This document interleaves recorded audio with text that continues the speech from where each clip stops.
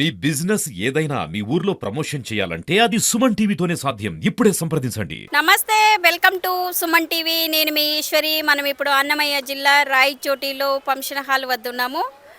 కస్టర్లు booth కమిటీలు ఇక్కడ ప్రమాణం స్వీకారం చేశారు. మరియు మండిపల్లి రాంప్రసాద్ రెడ్డి మినిస్టర్ గారు ఇక్కడికి విచ్చేశారు. మనము వారి మాటలతోనే తెలుసుకున్నాము. రండి. ఈరోజు చాలా సంతోషంగా ఉంది. తెలుగుదేశం పార్టీ కుటుంబ సభ్యులు ఎవరైతే తెలుగుదేశం పార్టీ కోసం పనిచేస్తున్నారో వారి కోసం గౌరవ జాతీయ అధ్యక్షులు పెద్దలు ముఖ్యమంత్రి వర్యులు చంద్రబాబు నాయుడు గారు, అలాగే మన యువ నాయకులు రాష్ట్ర ప్రధాన కార్యదర్శి మంత్రివర్యులు లోకేష్ బాబు గారు, అలాగే మన రాష్ట్ర తెలుగుదేశం పార్టీ అధ్యక్షులు పల్లా శ్రీనివాసరావు గారి ఆధ్వర్యంలో రాష్ట్ర వ్యాప్తంగా 175 నియోజకవర్గాల్లో మండల గ్రామ క్లస్టర్లు యూనిట్ సభ్యుల యొక్క ప్రమాణ స్వీకారాలు ఈ వారంలో జరుగుతూ ఉన్నాయి. దానిలో భాగంగానే ఈరోజు నా నియోజకవర్గం రాయచోట్లో కనుల పండుగగా తెలుగుదేశం పార్టీ పసుపు సైనికుల మధ్య జరుపుకోవడం మా అందరికీ చాలా సంతోషాన్ని ఇచ్చింది. తెలుగుదేశం పార్టీలో ఒకటే నానుడు.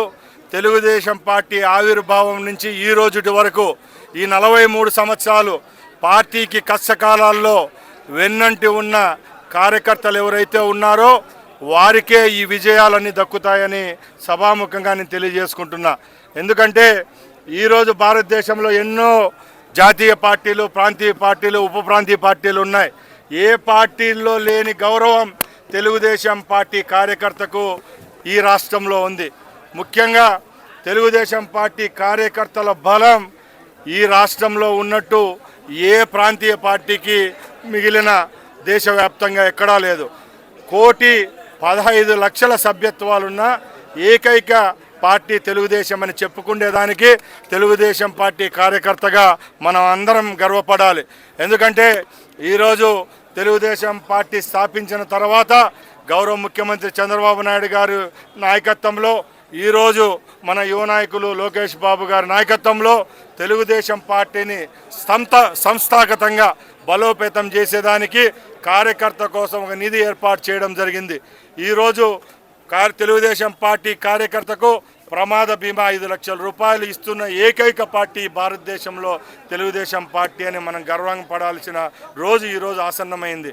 అలాగే మేము ఒకటే చెప్తున్నాం, ఎన్నో ఒడిదుడుకులు ఈ 43 సంవత్సరాల్లో ఎన్నో ఒడిదుడుకుల మధ్య నాయకులు మారినా, నాయకత్వాలు మారినా, ఒకరిగా ఉన్నా ఒకటిగా లేకపోయినా పార్టీ నడిపించింది కేవలం తెలుగుదేశం పార్టీ పశువు సైనికుడే. కాబట్టి ఇలాంటి తరుణంలో మరొక్కసారి 2029లో కూడా తెలుగుదేశం పార్టీ జెండా ఈ రాష్ట్రంలో ఎగరవేయాలంటే సంస్థాగతంగా పార్టీ బలోపేతం చేయాలన్న లక్ష్యంతో ఈరోజు రాష్ట్ర వ్యాప్తంగా కమిటీలు వేసుకోవడం జరిగింది.